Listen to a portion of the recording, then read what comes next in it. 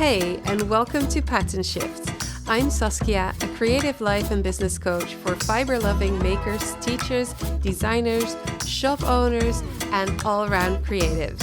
I help you wayfind your next step, organize your business to fit your life, and launch ideas with joyful action.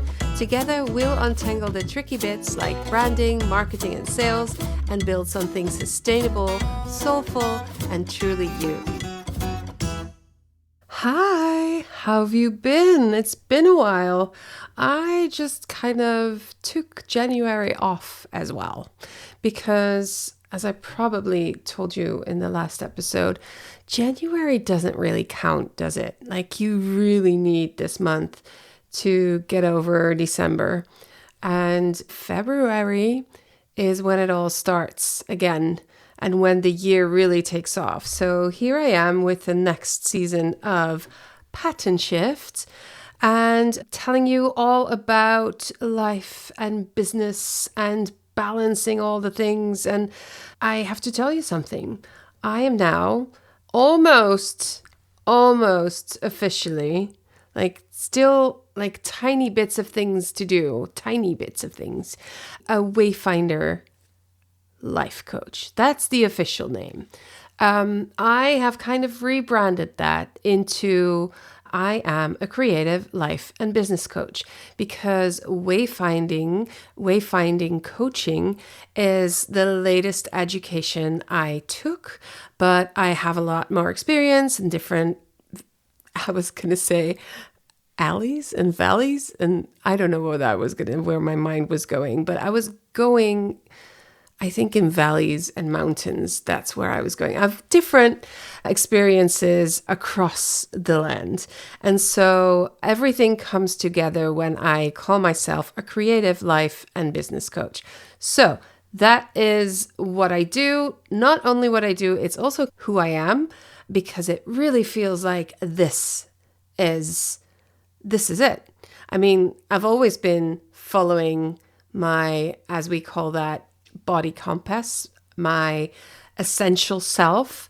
I've always listened to that, but I'm kind of flexing that muscle extra now that I've learned more about it as an actual tool from actual experts. And I was an experience expert. Is that even English? I had the expertise of my own experience. And now I feel like I'm kind of landing in this space of being a creative life and business coach. And I'm seriously considering, when I make business cards, to cross out the word coach, not explaining anything else, because I love coaching. I love what it does for me. I love what it does for other people. I really love it. I would like to say that coaching has helped me in certain spaces, certain topics in my life has helped me more than therapy ever could, because it's a different thing and it's just really good for different things. And I love it so much that I really don't like the word, but I kind of promised myself not to talk about that anymore and just own it. But I feel like that's complex sometimes. It's really hard. And I need to repeat this to myself in order to start really embodying and feeling and owning my shit. Coincidentally, repeating a message is what we're going to talk about today.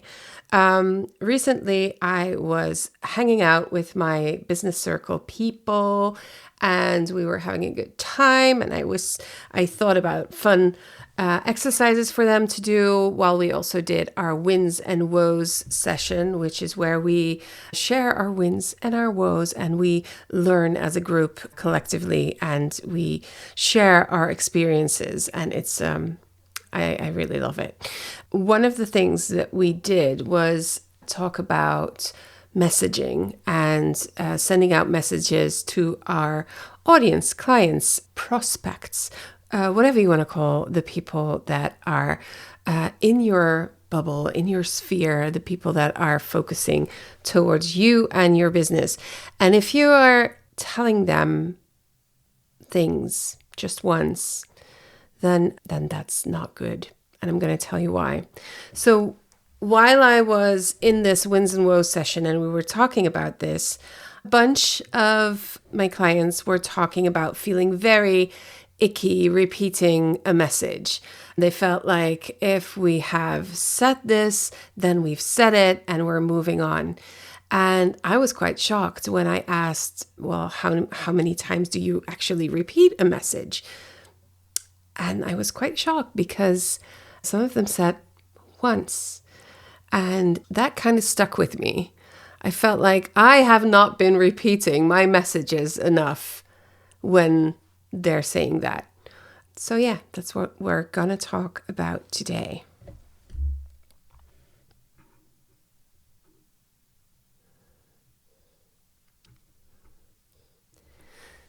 So what's happening is when I dove a little bit deeper on that topic, what was happening was they were telling me that they felt like we've posted it, but nobody's reacting. So that must mean that it's not interesting, or I'm not good at this, or they must just not like what I'm offering or want it. And I better stop talking about it before I get annoying. And that's kind of a spiral, isn't it? If you really go through that, it's like nobody's reacting, so I must be annoying, so I better shut up, which is not at all what's happening. So just going to say something about marketing.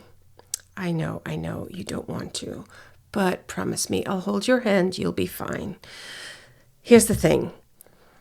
If you post something once, that's not marketing. It's like you're in a crowded room. Let's say you're at a wedding and you shout this thing or not even shout. No, wait. You're just saying, let's all move to the dance floor, and nobody's moving to the dance floor. Why do you think that is? Could be several things, but your thinking is they just don't want to dance. Or they're shy, or could be all kinds of things. Their stomach is still full. They need to rest before they start dancing. But what is probably the case is that only 3 people around you heard you, and they might have been doing something else. They might have been talking to the other person next to them. They might have been contemplating, should I get another drink or should I go talk to the bride? And that means that probably only one person heard you. And that was the most shy person or introverted person at the wedding. So if you say, let's all get to the dance floor, and this is what happens, then nobody's going to the dance floor. And it's not because you didn't communicate the right topic or thing, it's just that people didn't hear you. So you have to shout, or at least raise your voice a little bit, or grab a mic. That could be a really good idea. Grab a mic. And then you walk around the room if you don't have a microphone, and you repeat the message. And around the room, the message will land with some people that really feel like dancing, people that might not be so introverted, or there might be an introverted person next to somebody who's like a really outgoing extrovert, and they will help you spread the message, and they will say, hey, let's go to the dance floor. This is a really good song. You want to go? And so, okay, I'm taking this metaphor maybe a little bit too far, but it works for me. I see it happening. And the thing is, you need to either shout really loudly or preferably repeat the question, repeat the message. So don't draw huge conclusions about the fact that nobody's reacting. It could be all kinds of things, and we'll get into that later. So with one message, one moment, you accomplish almost nothing. And the research actually agrees on this. So I did some research online, and let me just go and see my notes. That's the thing. When I also record these podcasts for YouTube, I sometimes have to look at my notes. And if you're listening on a podcast platform, you don't see me peeking there. But I really have to do that because my brain cannot hold it all in.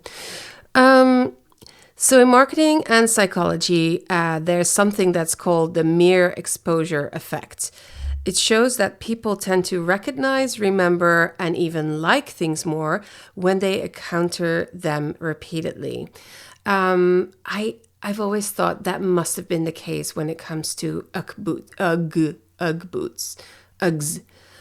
Must be the repetition, must be like you see it all over the place. At a certain point, even people that you respect their style are starting to wear them. I mean, you can totally tell my age when I'm still having a kind of a hang up thing on this thing. And at some point, they just become like a basic. What the hell? How did the Ugg boot become a basic? Other than the fact that they're probably so warm and comfortable. Anyway, this is my point. So, in other words, seeing something once rarely does much at all. Classic marketing also reflects this. So they talk about the rule of 7. It's the idea that people often need to encounter a message around 7 times before it actually starts to register. So that's only registering it. That's only just noticing that it's there. And it's not because those people are slow. It's because they're human. And most people don't see everything you post. Even though you're the best, you're the greatest, you're the most wonderful person alive, your pictures are wonderful, your stories are wonderful, they don't see everything you post. It's all the way that works. And I really don't need to. I guess I do. I need to explain that to you. I need to repeat that to you because that's what I noticed when I was talking to my lovely peeps at the business circle. I need to repeat that the algorithm, the way social media and other spaces and places online, even your newsletter, the way that is built in our lives, it means that you don't see every message. I mean, do you read all your emails? No, you don't. There's a lot of numbers and a lot of proof that emails get read much more than social media posts. So if you want to have an idea of what that means for you, you can go to your email provider, your email service provider, and look at your numbers and see what your open rate is, and then realize that your social media open rate is much, much lower. So just slightly hold that in your hand, the idea of looking at the numbers that give you actual information. I know that's annoying, but I mean, yeah, numbers. Even I'm about letters. I'm not about numbers. And even I realize that this is good information and information is power. That doesn't really ring for me. Information is knowledge, and knowledge is great because with knowledge you can help other people. That's much better. They don't see everything you post. They might scroll at the wrong moment when it's just not appearing. They could be distracted, like they might notice it. It's like, hey, that's the most wonderful person on earth. And then they get distracted, or they're tired, or they think, oh, that's nice. And they keep going. All of these things are true. And if you don't believe it, try to look at how you consume social media, messages, email messages, other platforms. When you're at a fair, when you're walking around a festival, a market, when you're walking around, try to notice what you're noticing, if that makes sense. Like, it's super meta. So what you need to fully believe now and feel and take a moment, sit down, focus, is that silence does not mean disinterest. Like, don't make it personal. I know you're doing that. And I actually have this wonderful piece of art here in my studio that says, do what you love and you'll never work a day in your life. And the never work a day in your life is crossed out. And instead it says, do what you love and you'll work super fucking hard all the time with no separation or any boundaries. And also take every everything extremely personal. So I know that you do that because I do that. I used to do that. I still do it. I try to not do it, but it's personal because we love our business. We love what we do. We make it personal. But please, please, please take it from me.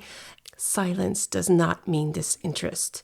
It usually just means timing. And if you need to do this, then just take a piece of paper, a Post-it note, write this down, put it on your, forehead. No, that you can, then you can't see it only when you look in a mirror.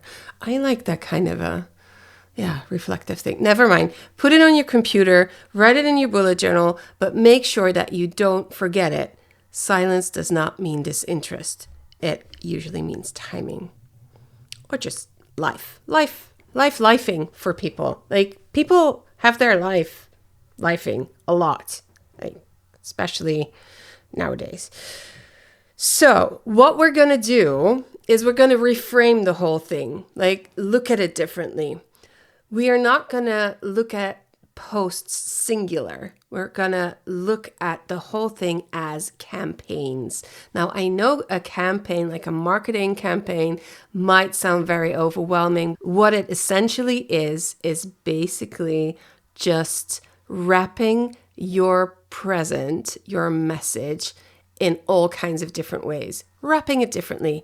And they're gifts. You're giving the gifts of information to those people that might need your information or might want your information. Because I know you're thinking they don't actually need new yarn or need a new pattern, but want also counts. So you're wrapping the gifts differently. And if it helps, call it a mini campaign. Just add mini to it and it's less overwhelming. I mean, it works for me. So you'll have one idea, one message, and you repeat it over time in different forms. Marketing is that repetition of all of that.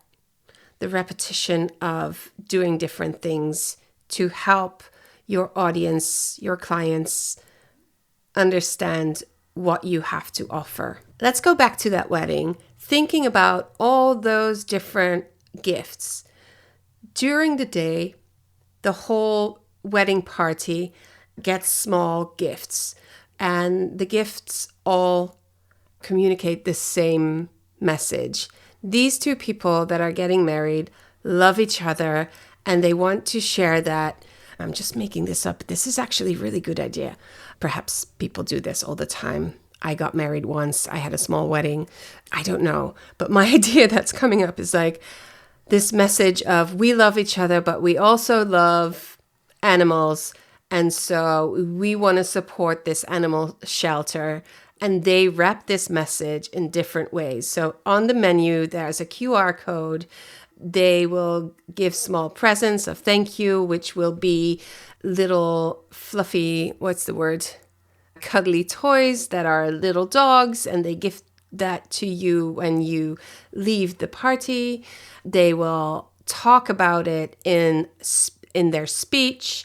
They will have a couple of, I don't know what we do, what is animal friendly. There will be two dogs coming in and showing their cuteness. I don't know, that's a really bad idea. Anyway, you get my point. At the end of this party, and even a week later when they send an email to thank you for coming and also talking again about this animal shelter that they want to support. And by the way, they also put that in the invitation. We don't want gifts. We want you to support this animal shelter. And so that is 4 or 5 different ways that they repeat this message over time in different packaging. So let me just go back to the numbers with some more context. Numbers actually can really calm your nervous system. That might sound a little unnatural to you, but if you know something, you don't have to worry about it anymore. I guess that's the best way of looking at it. So take this from me. I did the research and I give you permission. It's okay to really, really feel this. Something that you want to share needs to show up 7 to 10 times before people really recognize it. That's the rule of 7. 15 to 20 times before it starts to feel familiar. Are you listening to these numbers? 15 to 20 times. And this matches what we know about the mere exposure effect that I was talking about before, where familiarity keeps increasing with repetition. And more than 30 times before you start feeling bored of it. Okay, let that sink in. More than 30 times before you start feeling bored of it. Okay, now, I know you're going to say something here because one of the people in my business circle did. They said, because I asked them, do you feel bored do you feel like people are repeating their messages often? And the general reaction was, no, not really, except when there's a sale. And then I, of course, asked, do you feel bored? And then one of them said, yes, actually, I do. And I want to be fully this could also happen. This could be the case. But then look at how they packaged the message. That might have been a little bit more creative. That might have been done differently across different platforms, not 30 messages on Instagram, across your different platforms. Just really think that through. And if you take away from this, the lowest number I said was 7. The largest was 30 plus. I know that you're not going to do 30 plus messages about something, and that's okay. You don't have to do that. I fully get that. I would not do that. But look at it this way. Think about it this way. It will only get boring if you make a mini campaign that is between 7 to 2 times. So let's say 7 to 15 times when you bring out that message and you do it creatively. It will not feel boring to the people that are interested because you are actually communicating to those that are interested. People that don't care, that's not your people. So you don't need to worry about that. Okay, moving on. So there's no actual single magic number. There's a pattern. There's not a perfect formula. But the pattern is clear. Once is almost never enough. And there we hit the next thing, which is what I want to call the boredom paradox. And especially if you are someone who needs to be entertained a lot, let's just call it that, this is important. So when you feel bored of your message, someone else is often hearing it for the first time. So you need to be strong. You need to be strong and go back to these numbers. Go back to what you know rather than what you feel. It's hard. I know it's hard, but you can do it. You live inside your business. Things get old for you quickly, and especially if you have ADHD, you're bored of the thing that you made. Like say you're dyeing yarn, you're almost bored of the color before it's even in your web shop. That's just what happens to some people. And part of running your business is to embrace that is happening and to hold on to knowing, not feeling, knowing that you still need to repeat the message. And I am learning that every day still. I really have this problem. I build a course and then I feel like after so many years of doing all kinds of different things, I feel like the course has been old and the message is not old at all. I just get bored I love building new things. I love really listening to what people need now in the moment. And I already have the course, so I'm going to do something else. So I need to really learn and practice this as well. When you are getting bored of your own message, It's not really a warning sign. It's more of it's finally getting enough airtime. So you actually should look for that feeling of boredom within yourself. That's a good sign. I know. That's why we call it a paradox. The uncomfortable part of it has to do with the feeling that you're bragging or you're pushing or you're being salesy or you're taking up too much space, and this is all very uncomfortable to you. I hear you. And especially if you're a sensitive person, if you're values driven, if you're allergic to marketing noise, and I'm positive that if not all three of those things, there's definitely one thing that really rings true to you. But when you're honest, repetition isn't salesy. When you're honest, transparent, in integrity, when you are offering your audience, your clients, what they need, it's care. It's not pushy. It's you caring about them. And you happen to do this as a job. Like, that's perfect. That's the perfect balance. You love doing what you do, and they need what you have to offer. I'm going to repeat it. I'm going to repeat it. It is necessary. It is normal. It is what you're supposed to be doing. So don't copy paste. Don't use one message across different channels, your newsletter, your Instagram, your Pinterest, if you have a podcast, if you have a blog, if you talk to people, don't forget about that. That's also an important one.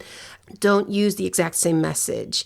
You're going to have to be creative. So going back to your mini campaign, how's that sound now? Are you feeling, what's your body telling you if I say mini campaign? Are you still getting overwhelmed, or is it starting to feel a little bit more calm? And it's okay. I can do this step by step. I'm here. I'm here to hold your hand. So listen up. What you can do, different types of messaging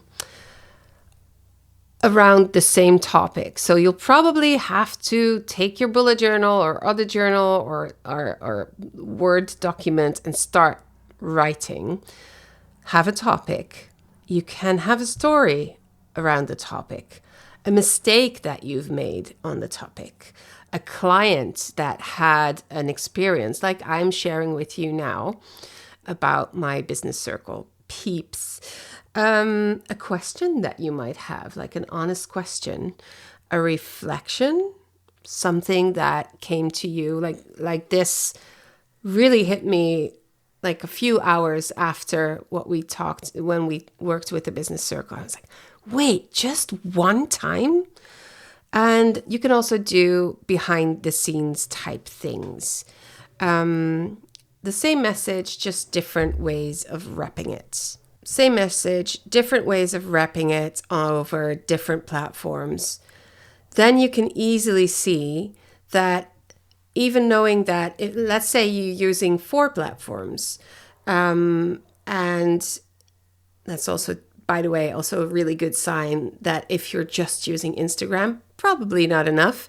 Probably better off spending less time on one platform and spreading that time over multiple platforms and rooms, so to speak.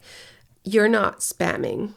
You are, let's say, 2 messages over, let's say, a week, a week. I'm going to make you feel overwhelmed. So let's say you have 4 platforms you want to use to spread your message. Orally, just people you meet in markets, festivals, places, your shop, whatever, on the phone, your email, newsletter, Instagram, and Pinterest. Just picking 4. This really shows you that if you just have Instagram, that's probably not enough. It's probably a better idea to spend less time in one room and spread it across more rooms so that more people can hear it and they feel the repetition. And say that you will have a mini campaign, 2 messages across all those rooms. That's 8 messages, but they're only repeated twice in each room. Can you see how if you want to really get to the 20, that you can it spreads out. So it doesn't feel like you're constantly sharing the same thing to the same people, because you're repping it differently and you're coming from different angles, different rooms, different platforms. So people don't magically connect the dots. You connect the dots for them. It's not spamming. It's not spamming. And it asks something of your creativity, which is great because I know you are creative and you can do this. It's spending your time differently and doing the work of thinking around about the topics in different ways. That is going to be a little bit different than what you've been used to probably. So I want to invite you to think this. If you shared something just once and decided, well, that didn't work, revisit it. Do it again in a different package over multiple platforms. Repeat. Clarity is built over time, and people arrive at it at different moments. They're not always ready to get the information in the moment that it is served to them, if it is served to them at all. So you're not failing. You just post it once, and it needed multiple moments. It's not a flaw. You didn't do anything wrong. You just need to repeat it. That's it. Thank you for listening. I hope this sparked something for you. Process it. I'm giving you permission to repeat things. It's okay. Don't feel bad. And let me know what you think. Email me at info@ja-vol.com. I would love to hear what you think and talk to you about it. And if you want to do similar work with a group, we can do that in the business circle. Go to patternshift.fm to find out more. And if you have any questions, you know where to find me. Okay, go repeat.